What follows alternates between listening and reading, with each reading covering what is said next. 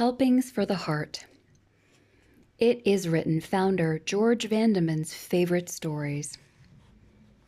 What a sermon.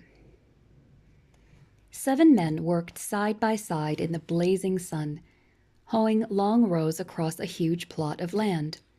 The boss would return at evening to inspect their work. At noon, the men exchanged their hoes for lunch pails and found a piece of shade. As the others began eating, one, a gray-haired man they called Old Lou, dropped to one knee and bowed his head. They were used to this ritual and paid no attention. All too soon, the half-hour allotted for lunch was over, and Old Lou rose to go back to work. "Sit down, Lou. It's too hot to be hurrying out there," said Dan. "The boss will never know the difference if we take an extra 15 minutes. "You men do what you want," Old Lou replied as he stepped out into the sun. When he had gone, Dan shook his head. "I don't get it. What difference would a few extra minutes make anyhow?" To him, plenty. An honest day's work is part of his religion, part of him. It was young Lou who had spoken up. They called him Young Lou to distinguish him from the older man. And now it was Dan again. "Look, you don't have to stick up for him just because you're courting his daughter. The way I look at it, we work because we have to. So if you can go easy on yourself, who does it hurt?" "It would hurt him," Young Lou tried to explain.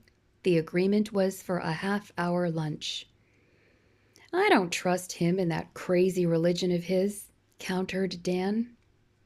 Bill disagreed. "He's okay. He don't bother nobody." And now Rube spoke up. "I admire him. If only he didn't have that funny religion." And Young Lou said, "Wait a minute. What makes him the man you admire is his religion.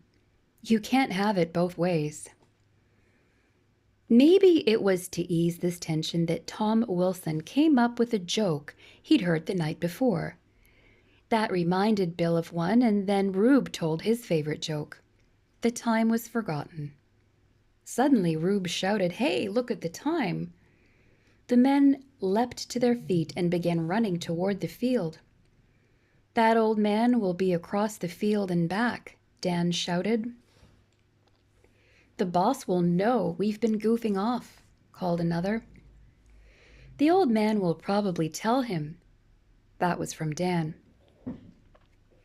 But Young Lou panted, "He won't have to tell. Our Rose will tell the story." They raced on together. In the distance they could see Old Lou bent over his hoe.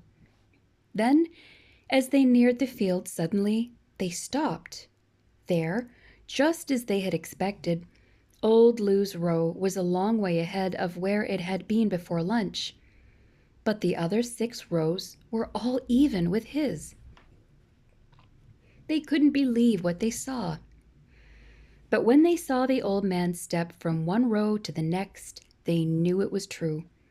He had been stepping from one row to another, keeping each man's row even with his own. What a sermon! A sermon preached by a man with a hoe. Here was love in action. What if the love of God for us had been all talk and no action? What if Jesus had not bothered to come and die for us?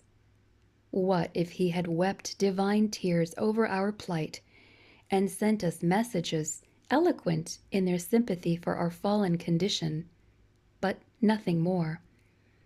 Have you ever thought how dark this world would be if Calvary had never happened?